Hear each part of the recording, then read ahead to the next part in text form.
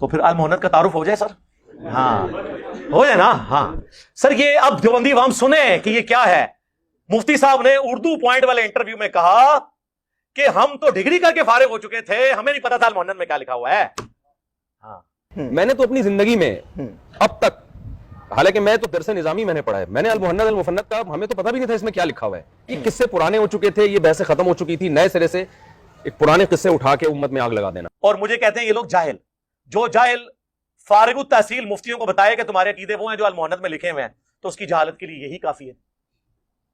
اس نے پرانے مسئلے دوبارہ اٹھا کے تو آگ لگا دی ہے. پرانے مسئلے کیا سیٹل ہو چکے ہیں؟ کیا المحند اور حسام الارمین سے توبہ کر کے آپ دونوں ایک ہو چکے ہیں؟ ہاں میرے خلاف ایک ہے, لیکن ابھی بھی چندہ بکس لد ہیں, فرقے لد ہیں. تو یہ سنیں, 1905 میں امام احمد بریلوی المعروف اعلی حضرت, انہوں نے علماء دیوبند کے 4 علماء اور غلام احمد قادیانی دجال پہ کفر کے فتوے لگائے, علماء عرب سے تقریض لکھوائی. اس کتاب کا نام رکھا حسام الحرمین, حرمین کی تلوار.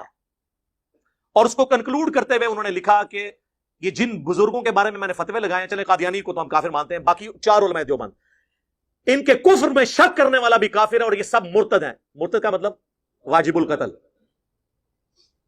اس میں لکھا چوتھا فرقہ وہابیہ شیطانیہ, جو شیطان لعین ابلیس کے پیروکار ہے, جیسا کہ روافظ شیطان ابطاق کے پیروکار ہیں. ہائے ہائے, دیکھیں نا کتنی پیاری لینگویج یوز کی. اب یہاں پہ انہوں نے علماء دیوبند نے 26 سوالات دیوبند مدرسے میں بھیجے کہ بھئی ہند کے ایک عالم نے آپ کا کچا چٹا کھولا ہے, آپ ہمیں کلیریفیکیشن دیں. اس وقت چونکہ سعودی عرب میں بھی صوفیوں کی حکومت تھی, سلطنت عثمانیہ کی,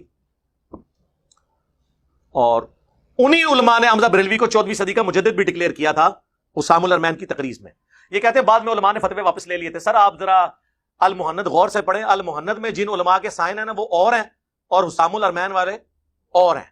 انہوں نے نہیں فتوے, ایک آدھ بندے کا بیچ میں ایشو تھا, وہ بھی اس نے فتویٰ نہیں واپس لیا, اس نے احمد بریلوی سے ایک مسئلے میں اختلاف کیا تھا, فتویٰ اس نے بھی نہیں. اس نے کہا اگر یہ اس طرح جو کہہ رہا ہو سکتا ہے یہ غلط کہہ رہا ہو, حالانکہ اعلیٰ حضرت ٹھیک فرما رہے تھے. اچھا, المحند المفند انہوں نے 1906 میں 26 سوالات کے جوابات میں لکھی. کس نے؟ تبلیغی جماعت کے سب سے بڑے گرو شیخ زکریا کاندلوی کے پیر و مرشد خلیل احمد سہارنپوری نے. اور اس کتاب کے اینڈ پہ اشرفی تھانوی نے سائن بھی کیے کہ میں نے اس کتاب کو پڑھا ہے, میں اسے آن کرتا ہوں. 25 علماء کے کم از کم سائن ہیں. اب تو خیر وہ سائن کافی لوگوں کے ہو چکے ہیں, کیونکہ اب موجودہ 15 بھی ایڈ ہو چکے ہیں. تقی عثمانی صاحب, یوسف بنوری صاحب, یہ سب نے اس کو آن کیا کہ ہمارے عقیدے ہیں. حسام الحرمین کے جواب میں انہوں نے کتاب لکھی المحند علی المفند, ہند کی تلوار ایک سٹھیائے ہوئے بابے کے اوپر. اور بابا کسے کہا؟ احمد بریلوی صاحب کو.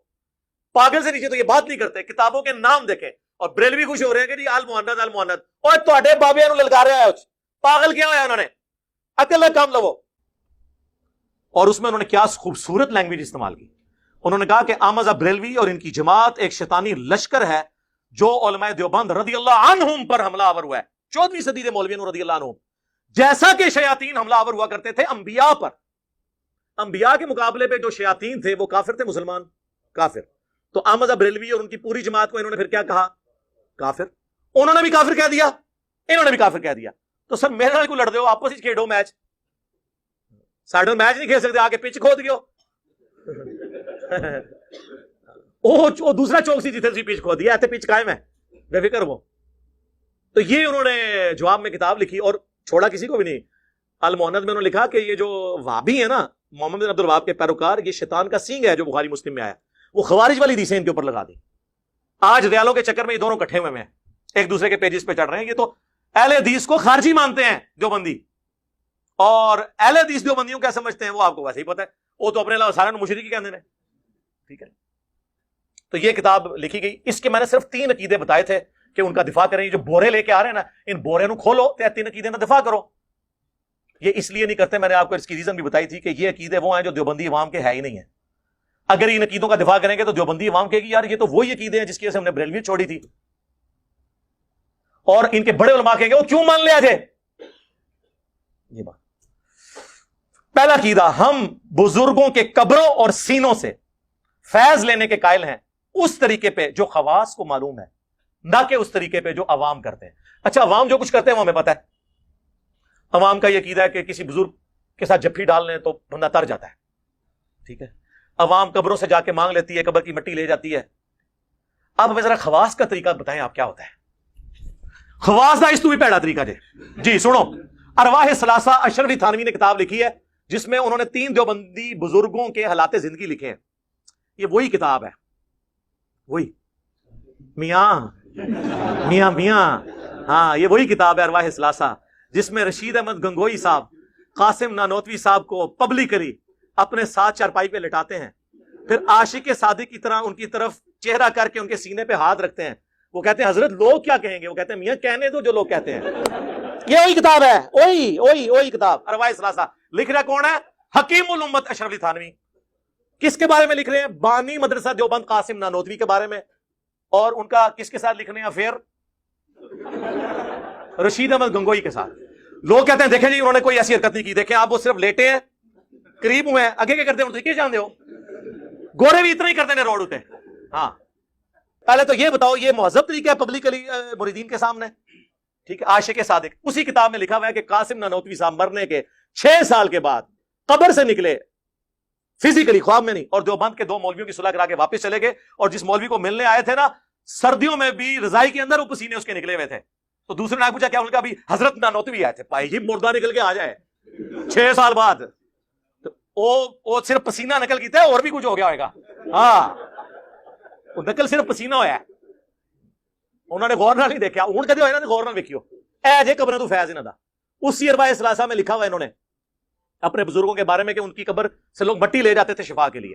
تو وہی عقیدہ ہے آپ کا بھی, اور میں نے اس پہ پورا ریسرچ پیپر لکھا ہے, میرا 1 گھنٹہ اور لگ جائے گا. ریسرچ پیپر نمبر 6 قبروں سے فیض کے عقیدے کا تحقیقی جائزہ, اور میں نے سارے واقعات نقل کیے ہیں.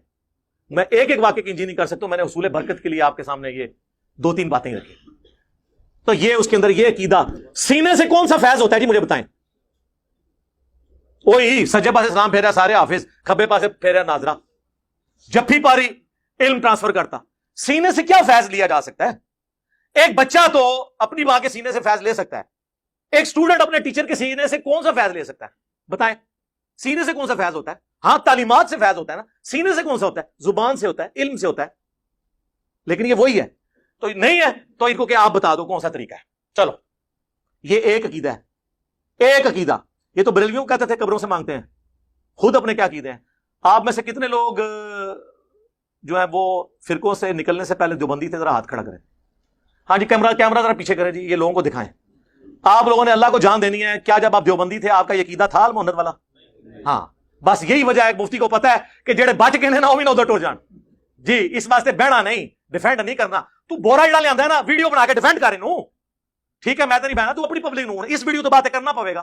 اور میں تو تیار ہاں, لایا طاہر شرفی نوں بھی بٹھاؤ پی ٹی وی تے, میرے کو لا کے بیٹھ جاؤ, لیکن کیمرے میں فالتو کوئی مولوی میں نے اور ایڈ نہیں ہونے دینا. یہ آپ کو اعزاز حاصل ہے اس روئرز پہ, نہ اس سے پہلے کسی کو حاصل ہوا نہ بعد میں ہوگا.